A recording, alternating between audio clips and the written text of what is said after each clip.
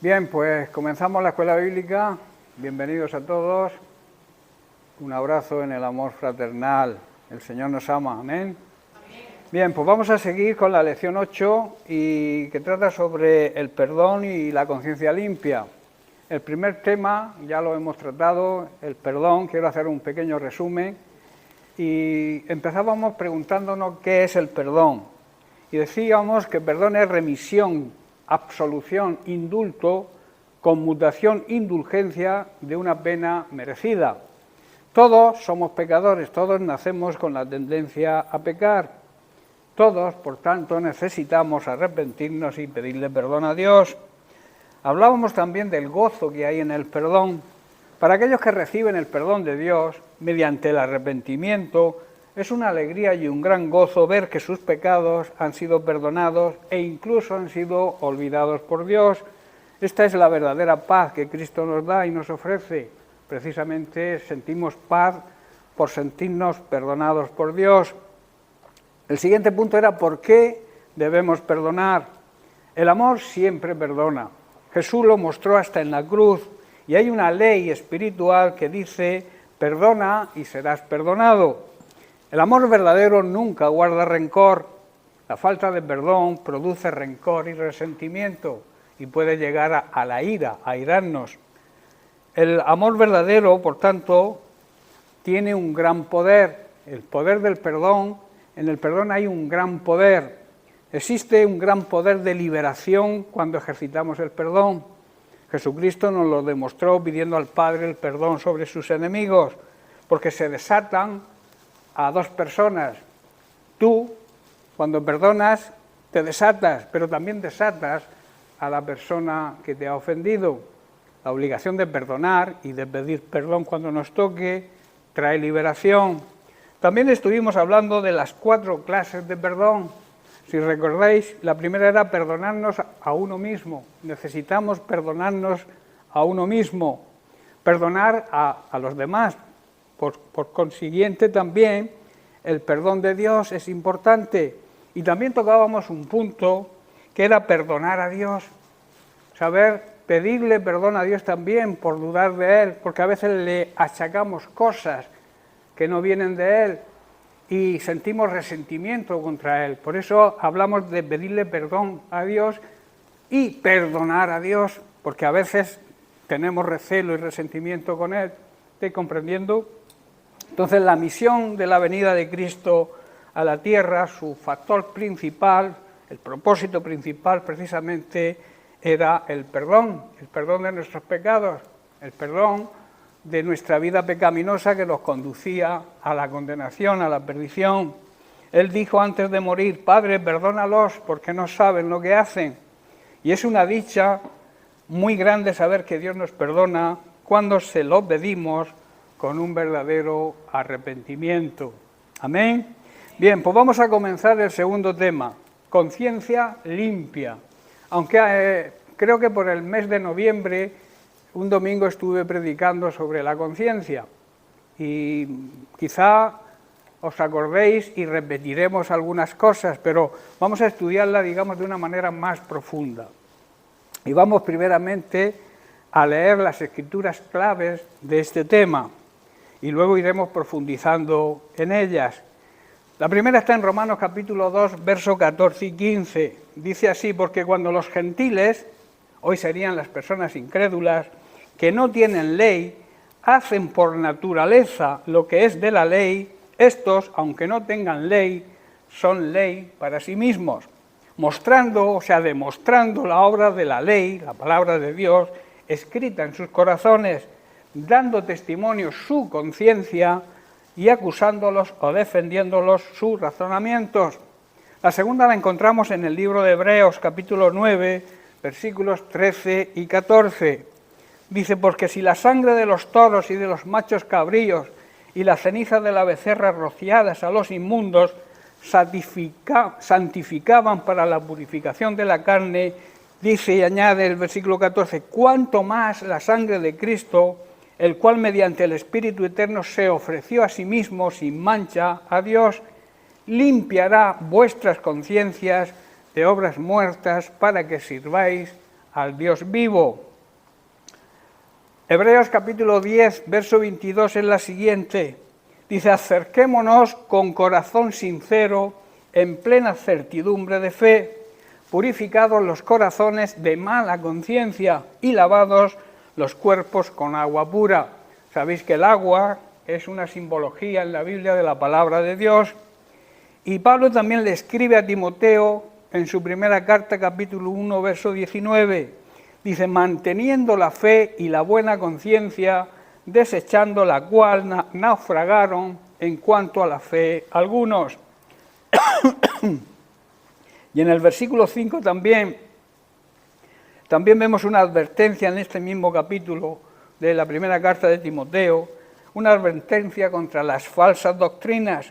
Dice, pues el propósito de este mandamiento es el amor nacido de un corazón limpio, de una buena conciencia y de fe no fingida. Y la última palabra que encontramos, el último versículo que trata sobre este tema, está en Hechos capítulo 24, verso 16, donde vemos a Pablo en su defensa ante Félix, diciendo, y por esto procuro tener siempre una conciencia sin ofensa ante Dios y ante los hombres. Ahora, ¿qué es la conciencia y cómo funciona? Nuestra conciencia es como una voz interior que nos impulsa a hacer lo que creemos correcto y evitar aquello que creemos que está equivocado. Es una voz interior que nos da testimonio acusándonos si esa conciencia cree que estamos equivocados o defendiéndonos si cree que tenemos razón. ¿Estáis comprendiendo? En Romanos capítulo 2, verso 15, Pablo, refiriéndose a personas inconversas que hemos leído, dice lo siguiente, mostrando la obra de la ley escrita en sus corazones, dando testimonio su conciencia. La conciencia siempre da testimonio de lo que realmente hemos aprendido y hemos creído, y acusándonos o defendiendo nuestros razonamientos. Ellos, las personas incrédulas, de alguna manera, los no creyentes, de alguna manera tienen la ley de Dios, la palabra de Dios escrita en sus corazones. Pues cuando se nace, ya se nace, Dios nos regala la conciencia, porque la conciencia es un regalo de Dios y la regala a todo ser humano, sea creyente o no sea creyente. Cuando nacemos con una conciencia. ¿Qué nos compete a nosotros?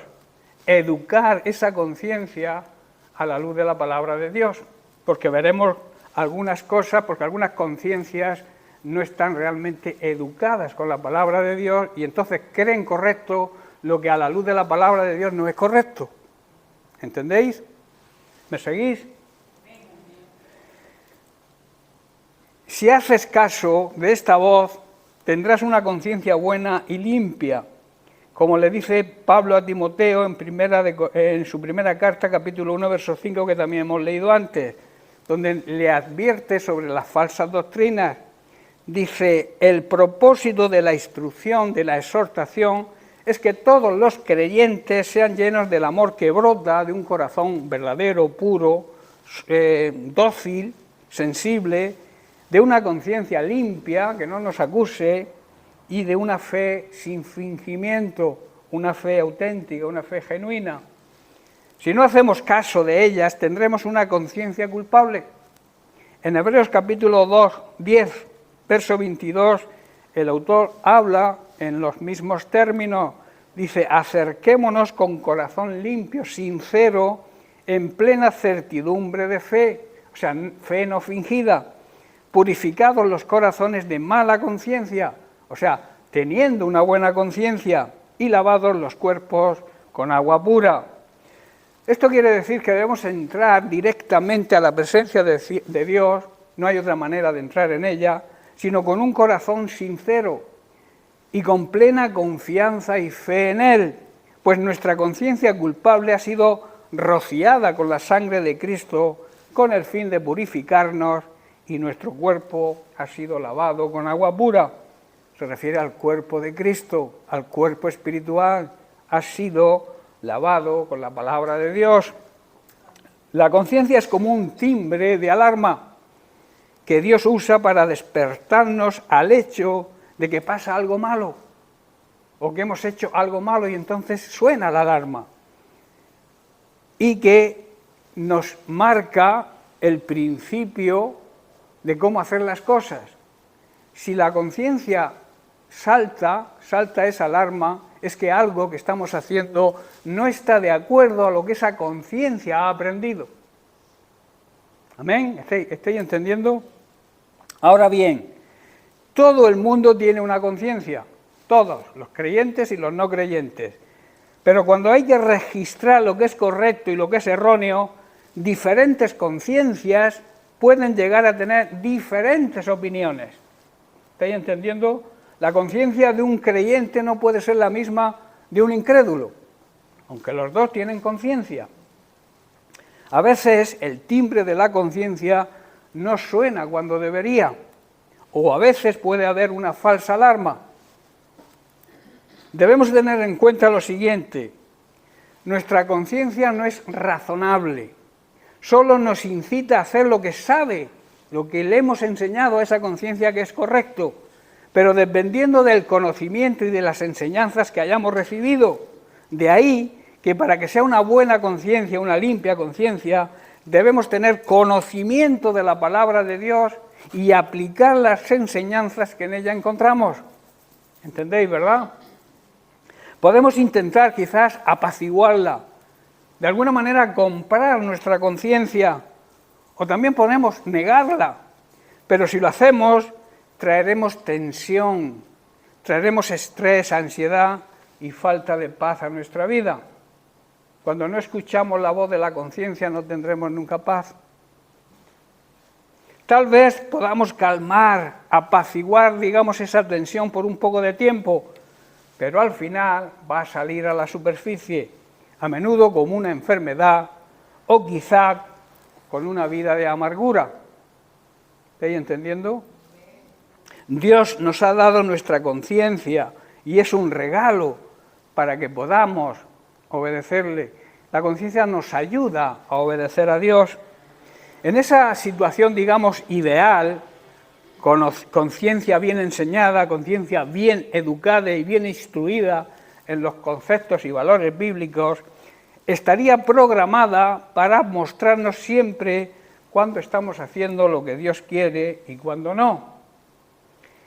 En nuestro estado caído, vida de pecado, cuando vivimos en pecado, se tiene una conciencia que no siempre refleja la perfecta voluntad de Dios.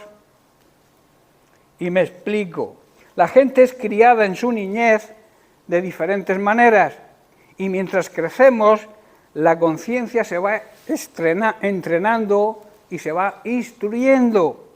Esta programación de la conciencia puede o no estar en la línea con lo que Dios realmente quiere. Lo que se da a nuestra mente, a lo que enseñamos a nuestra mente, concerniente a lo que es correcto o erróneo, determinará el funcionamiento de nuestra conciencia. ¿Comprendéis, verdad? Sé que sois bastante inteligentes. Pues os voy a poner un ejemplo, por si andáis un poco perdidos algunos. Vamos a ver, tu padre te enseña de pequeño a mentir. Tu padre te enseña a robar. Entonces creces creyendo que esto está bien, que no es malo, puesto que lo hace tu propio padre. Tu conciencia lo asimila y para ella es correcto. ¿Estáis entendiendo? Por eso la necesidad de educar nuestra conciencia en base a los valores éticos y morales de la palabra de Dios. Es una necesidad educar nuestra conciencia. Y como creyentes tiene que estar instruida y educada y formada a la luz de la palabra de Dios. Nuestra conciencia, digamos que es como un ordenador. Solamente llegarán las respuestas correctas si le damos la información correcta. ¿Estáis entendiendo? Dios quiere programar, o sea, reprogramar nuestra conciencia para que actúe como guía y como brújula, que nos enseñe el camino y la guía de Dios cada vez que tomemos una decisión. Esto limitará nuestra desobediencia y nos ayudará a hacer lo que Dios quiere y desea que hagamos. y por tanto de esta manera nos pueda bendecir, seremos bendecidos. Necesitamos por tanto dejar que Dios cambie, instruya y eduque nuestra conciencia con su palabra, y además debemos estarle agradecidos por permitir renovar nuestra mente. Pero esto es una realidad, hermanos, esto es largo, esto lleva su tiempo. No es fácil educar la conciencia. Debemos llevar una vida en el orden de Dios, planificando, porque a la conciencia la podemos engañar de alguna manera, haciéndole creer que lo que hacemos está bien, confesando que lo que hacemos, aunque en nuestro interior sabemos que está mal, queremos justificarnos ante la conciencia que nos habla que está mal, y como que la acallamos, como que le quitamos toda sensibilidad a la conciencia, la hacemos callar por la acumulación de pecados. La conciencia se cauteriza, que significa pierde la sensibilidad. Lo mismo que cuando te quemas, el trozo donde te quemas no tiene sensibilidad. Pues lo mismo ocurre con la conciencia, cuando la quemamos con la cantidad de pecados, por la persistencia en seguir pecando. Por eso digo que esto lleva su tiempo. En Hebreos capítulo 12, verso 1 leemos, dice, por lo tanto, ya que estamos rodeados por una enorme multitud de testigos de la vida de fe, quitémonos todo peso que nos impida correr, especialmente el pecado que tan fácilmente nos hace tropezar, y corramos con perseverancia, o sea, con paciencia, constancia, como se suele decir, sin prisas, pero sin pausas, esa carrera que Dios nos ha puesto por delante. Todos, de alguna manera, estamos rodeados por personas, la Biblia dice enorme multitud, de personas que viven una vida de fe, que demuestran que son personas fieles y que aman a Dios y que tienen confianza plena en Él. Así que debemos seguir ese ejemplo, el ejemplo de ese tipo de personas que las tenemos a nuestro alrededor y que debemos reconocerlas y seguir su ejemplo. Por eso debemos despojarnos de todo peso que nos impida correr, como hacen los atletas en el estadio. Cuando van a correr, cuando van a salir en una carrera, lo que hacen es quitarse todo el peso y se quedan solamente con lo imprescindible para correr. Pues eso mismo impide el pecado, que es la carga más grande que un ser humano lleva y que necesita ser liberado.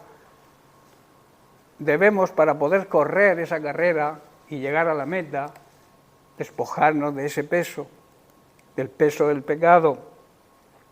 Por eso digo que debemos imitar a las personas que son fieles a Dios, que viven una vida de santidad, de honra, de respeto a la palabra de Dios, de obediencia también, y imitarles. Los límites impuestos por Dios. Existen unos límites, unos parámetros que Dios ha establecido para enseñarnos lo que está bien o está mal. La gente con fe y conciencia débil necesita reglas para vivir, reglas que les detengan de hacer aquello que está equivocado. Esto significa que a menudo estas personas construyen límites que no son particularmente ni especialmente dictados por Dios, o sea, lo dictan ellos mismos. Son restricciones o parámetros que quizá les puedan ayudar. Sus conciencias son entrenadas para ayudarles a permanecer dentro de esos límites, de esos parámetros, aunque no estén de acuerdo de Dios. Por eso insisto, debemos buscar la palabra de Dios, estudiar, meditar, escuchar la palabra de Dios, para que entendamos no los parámetros que nosotros nos pongamos por nuestro propio interés quizás, sino escuchar y entender los parámetros de Dios, las líneas rojas que Dios establece y que ningún hijo de Dios puede traspasar. Hoy se habla mucho de líneas rojas, ¿verdad?, en política y en la sociedad, de que no debemos atravesar ciertas líneas. Pues con Dios también hay unas líneas rojas que como cristianos, como creyentes, no podemos atravesar. No valen los parámetros o las reglas que yo, por mi interés, me ponga. Valen los parámetros y las reglas que Dios ha instituido y que las encontramos en su palabra. De ahí, como he dicho, la importancia de conocer los límites, los parámetros que Dios establece para hacer lo correcto, los cuales los encontramos en su palabra, en las Sagradas Escrituras.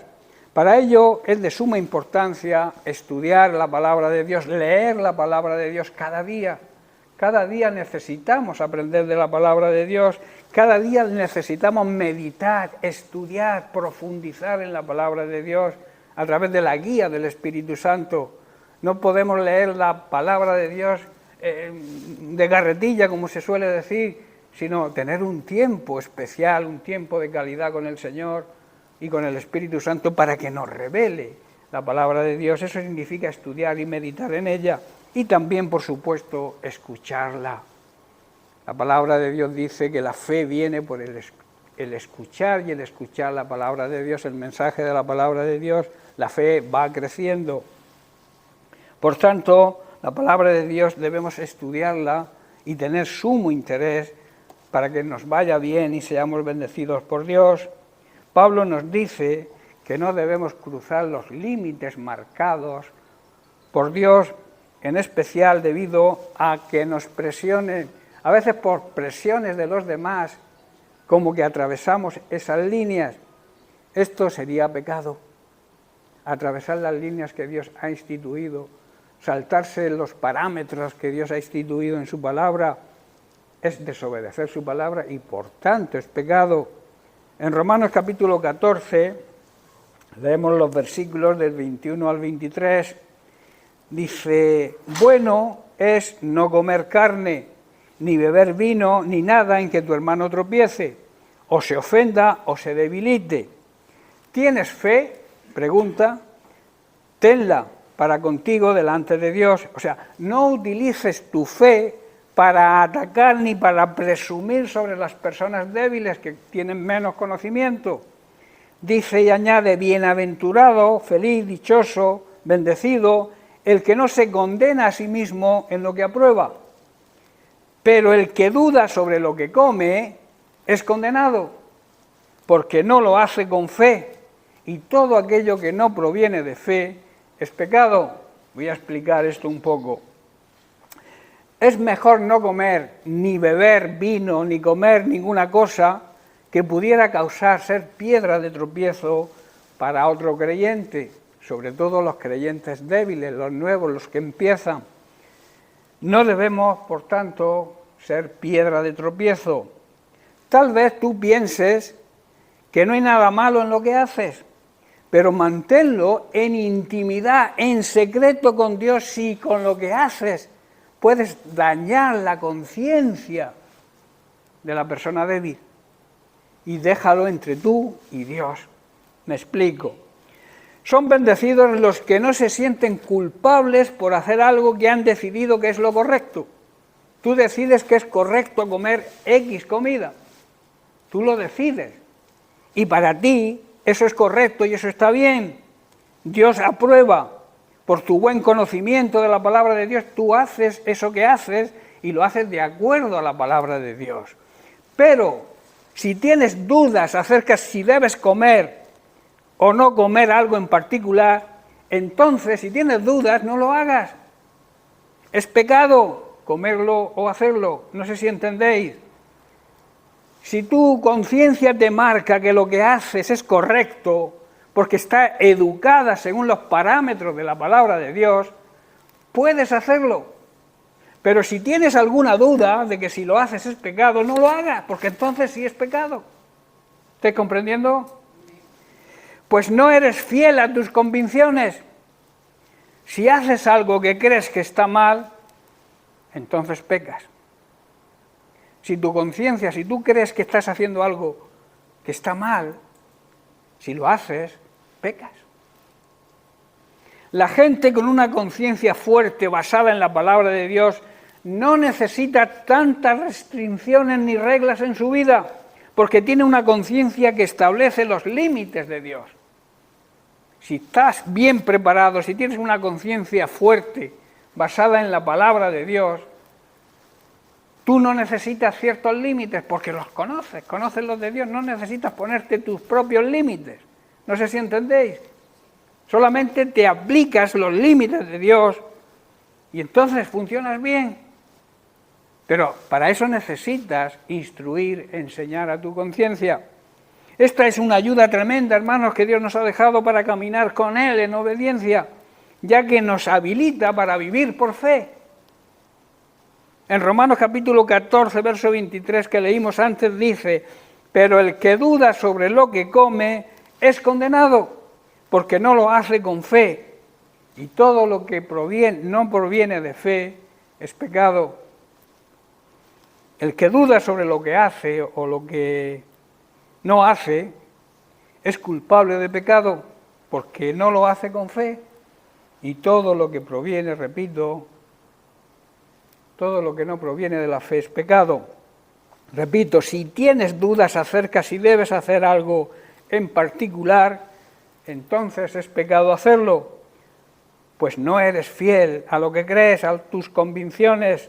Si haces algo que tú crees que está mal, estás pecando. Ahora, Dios nos libra de nuestros enemigos cuando somos fieles a nuestra fe y a nuestra creencia en Dios y en nuestra convicción de que Dios es un Dios real, un Dios que nos ayuda, un Dios que nos libra de nuestros enemigos. Tú tienes esa confianza en Dios, esa convicción de que Dios es fiel, pues entonces ten por seguro que tus enemigos serán vencidos. Hay una historia bíblica que demuestra esta realidad. El protagonista es Daniel. Hoy creo que en el pan de vida de hoy va relacionado con esto. Hay una historia bíblica, repito, que demuestra esta realidad. Y el protagonista es Daniel y sus 3 amigos, Abed-Negó, Sadrac y Mesac. Después de la conquista de Jerusalén por el rey Nabucodonosor, sus habitantes fueron deportados a Babilonia. Entre ellos se encontraban estos 4 jóvenes, Daniel y sus 3 amigos, los cuales destacaban sobre los demás por su gran sabiduría y conocimiento, motivo por el cual fueron propuestos para ser instruidos para servir en la corte del rey. Y en Daniel capítulo 2 vamos a leer algunos versículos y vemos que después que Daniel interpreta los sueños del rey, demostrando su conocimiento y su sabiduría, leemos lo siguiente, a partir del versículo 46, dice: entonces el rey Nabucodonosor se postró sobre su rostro y se humilló ante Daniel, y mandó que le ofrecieran presentes e incienso, porque había interpretado sus sueños, cosa que los sabios de su corte, ninguno pudo hacerlo. El rey habló a Daniel y dijo: ciertamente vuestro Dios es Dios de dioses y Señor de los reyes. Hermanos, cuando somos fieles a Dios, hasta los incrédulos glorifican a Dios, como hizo este rey. Y el que revela los misterios, pues pudiste revelar este misterio. Dice el versículo 48, entonces el rey engrandeció a Daniel y le dio muchos honores y grandes dones, y le hizo gobernador de toda la provincia de Babilonia y jefe supremo de todos los sabios de Babilonia. Y Daniel solicitó al rey y obtuvo que pusiera sobre los negocios de la provincia de Babilonia a sus amigos, a Sadrac, Mesac y Abed-Negó, y Daniel estaba en la corte del rey. ¿Pero qué ocurrió? Tiempo después, el rey levantó una estatua de oro de su propia imagen y publicó un edicto, que todos deberían postrarse y adorar a esa estatua. Ante la negativa de los 3 jóvenes amigos de Daniel de adorar la estatua de oro y el gran enfado que cogió el rey, fueron arrojados a un horno de fuego. Así es lo que marcaba el edicto. Y aquí es donde emerge la figura de Dios, aquí es donde emerge, donde Dios interviene. Dios intervino para salvarlos. Lo vemos en el capítulo 3 del propio libro de Daniel, a partir del 24 versículo. Dice, entonces el rey Nabucodonosor se espantó y se levantó apresuradamente y dijo a los de su consejo, ¿no echaron a 3 varones atados dentro del fuego? Ellos respondieron al rey, es verdad, oh rey. Y él dijo, he aquí yo veo 4 varones sueltos que se pasean en medio del fuego sin sufrir ningún daño. Y el aspecto del cuarto es semejante a hijo de los dioses. Hermanos, este cuarto varón representa la figura de Cristo. Representa que Cristo siempre está a nuestro lado cuando somos conscientes, somos fieles a Dios y somos fieles a nuestras convicciones, a lo que creemos. Dios nos respalda y nos defiende. Dice que entonces Nabucodonosor se acercó a la puerta del horno de fuego ardiendo y dijo, Sadrach, Mesach, Abed-negó, siervos del Dios Altísimo, salid y venid. Entonces Sadrach, Mesach y Abed-negó salieron de en medio del fuego. Entonces Nabucodonosor dijo, qué tremendo, bendito sea el Dios de ellos, de Sadrach, Mesach y Abed-negó. Volvemos a ver cómo Dios es glorificado con nuestro buen testimonio a los incrédulos. Los incrédulos, cuando damos buen testimonio de nuestra vida, cuando somos fieles a nuestras convicciones, cuando demostramos nuestra fe y confianza en Él, ellos también glorificarán a Dios. Y ahí la importancia de nuestro testimonio a la gente que nos rodea, la importancia de demostrar nuestra fe, de ser fieles a lo que creemos, de ser fieles a nuestras convicciones. Estos jóvenes se jugaron la vida, estuvieron dispuestos a dejar su vida terrenal y no negar a Dios. Y Dios envió su ángel, que su ángel aquí es Cristo, envió a su ángel para protegerlos. Dice que se paseaban dentro del horno, cuando momentos antes el simple hecho de abrir la puerta del horno y los que se asomaron cayeron muertos de la potencia que tenía el horno. Cayeron destrozados, asados por completo. En cambio estos se paseaban, los 3 amigos de Daniel, con la figura de Cristo, protegiéndolos. Esto debería de llenarnos de satisfacción, de fe, de creer que Dios en medio de cualquier fuego, cualquier tempestad que estemos atravesando, cualquier fuego de la prueba que estemos atravesando, Dios está con nosotros protegiéndonos.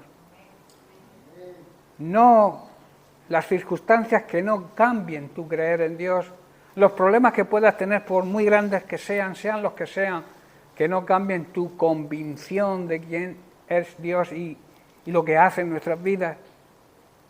Eso hará que las personas que nos rodean puedan glorificar a Dios, como lo hizo el rey Nabucodonosor.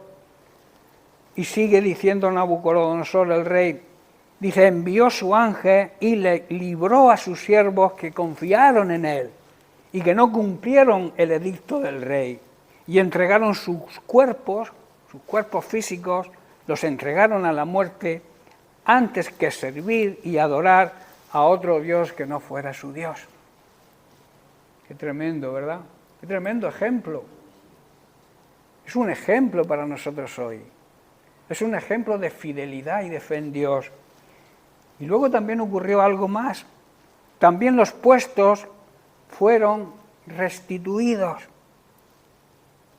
Y no solamente restituidos, sino que los ascendió, los puso en un orden mayor. Dice el verso 30, dice, luego el rey ascendió, subió de categoría a Sadrach, Mesach y Abed-negó a puestos aún más altos en la provincia de Babilonia.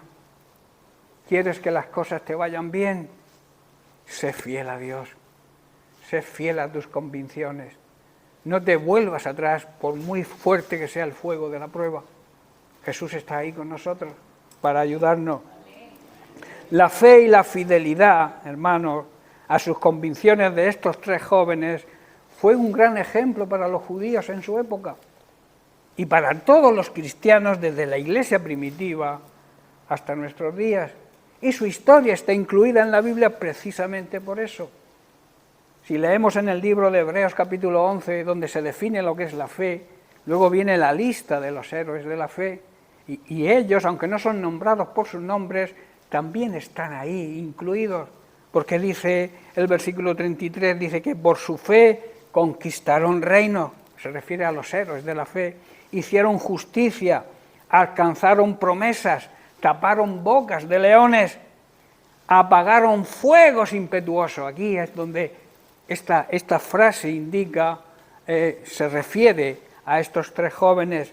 Evitaron filo de espada, sacaron fuerzas de debilidad e hicieron fuertes en batallas y pusieron en fuga a los ejércitos extranjeros y enemigos.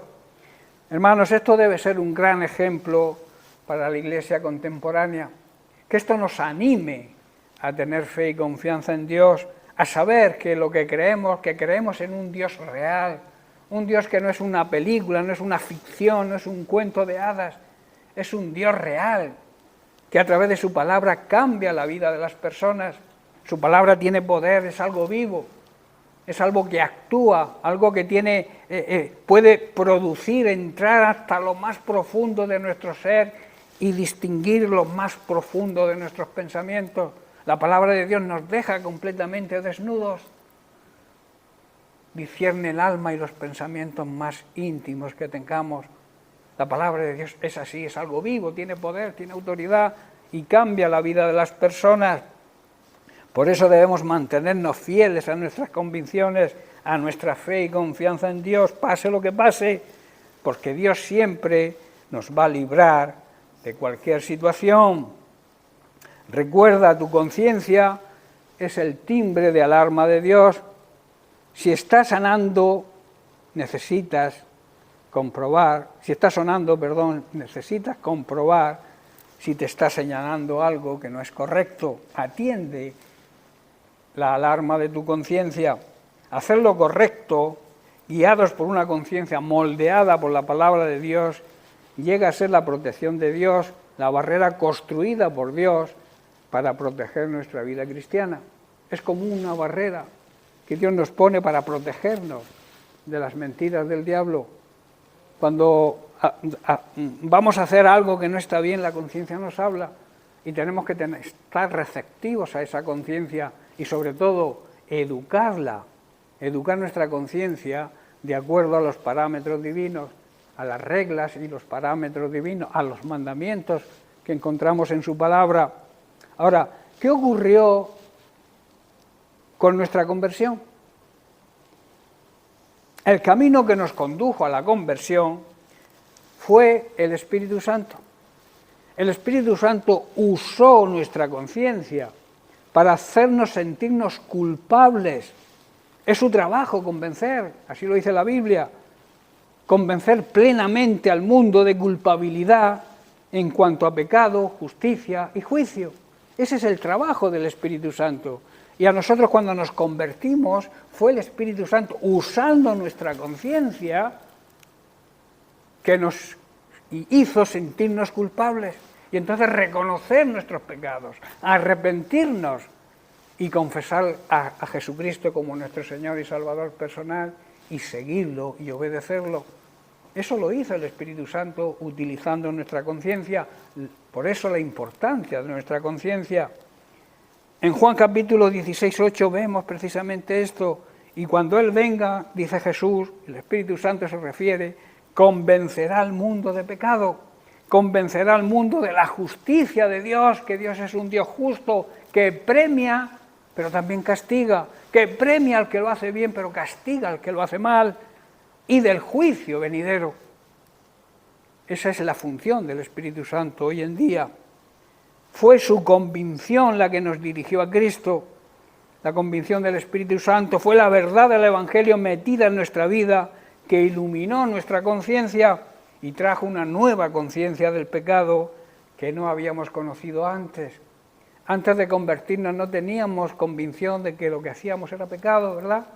Hacíamos lo que todo el mundo hacía, pero el Espíritu Santo nos muestra que lo que hacíamos, que no estaba de acuerdo a los parámetros de Dios, era pecado, y entonces nos arrepentimos y dejamos de hacerlo, dirigidos por nuestra conciencia, que a su vez es dirigida por el Espíritu Santo.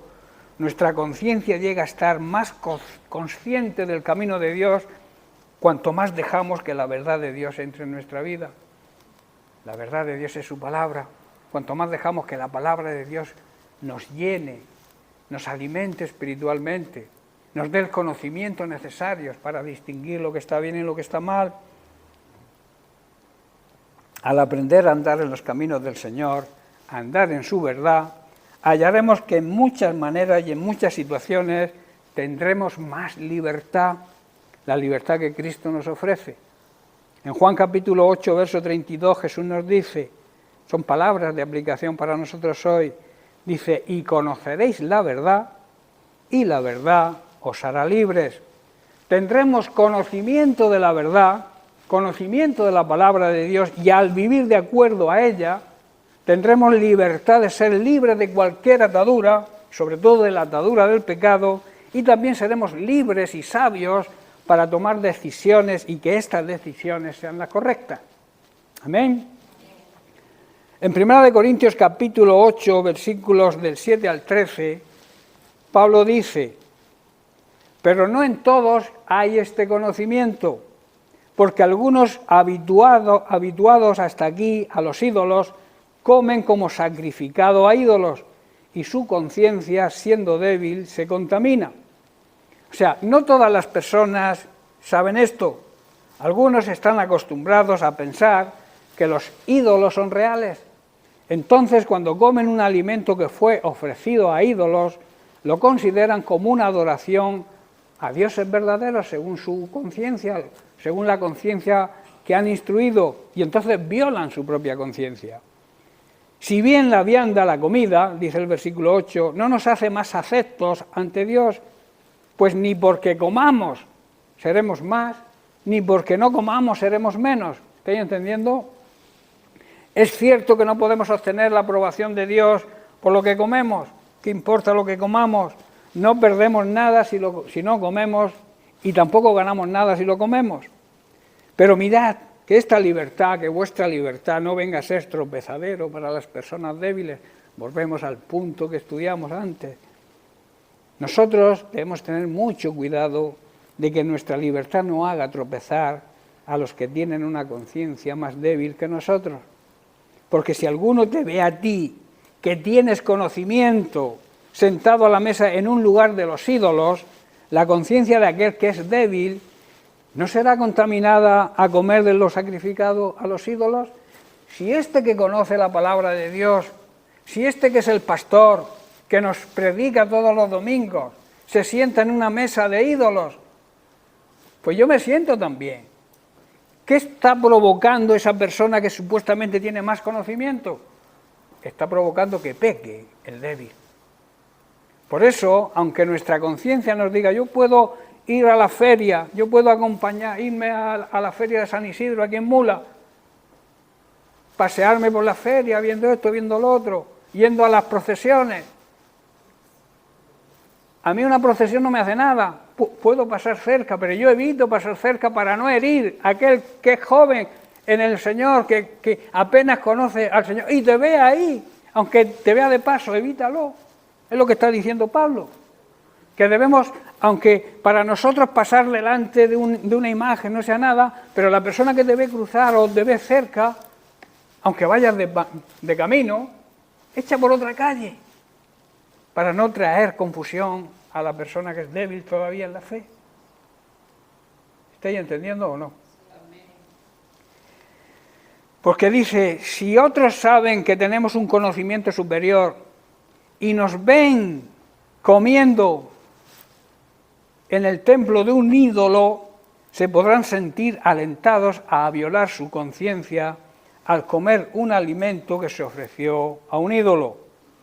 Y por el conocimiento tuyo, dice el versículo 11, se perderá el hermano débil por quien Cristo también murió. Por causa de nuestro conocimiento superior, se destruirá un creyente débil por quien Cristo también dio su vida. ¿Estáis comprendiendo? De esta manera, pues, pecando contra los hermanos e hiriendo su débil conciencia, contra Cristo pecáis.